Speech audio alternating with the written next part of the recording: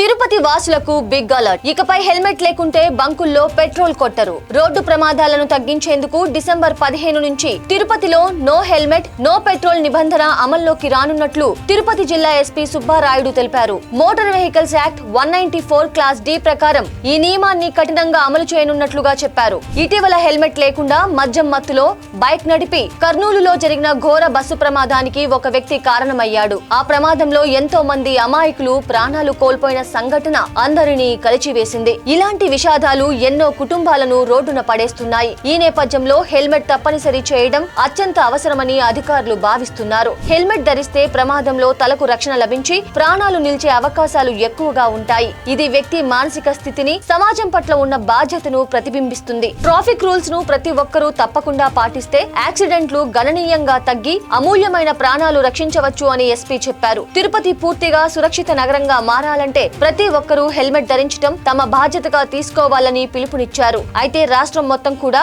ఇలాంటి నిబంధనలు అమలైతే బాగుంటుందని నిపుణులు అభిప్రాయపడుతున్నారు.